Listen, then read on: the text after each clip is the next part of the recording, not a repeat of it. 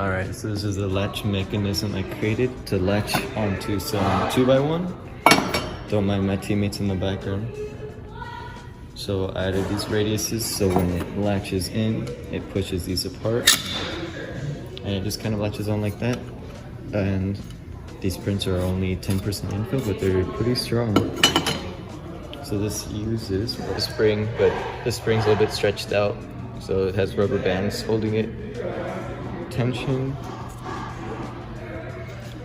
kind of just stretches apart, and once the 2x1 is completely in, it slides over.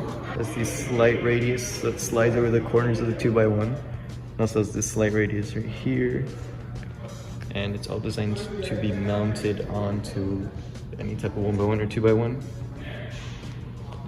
Just some hex bearings in there, 1/2 inch, and it works pretty consistently.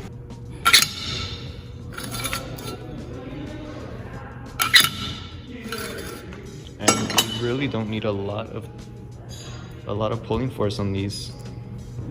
I've come up with the mechanism to keep them vertical, but at the moment I don't have it printed out.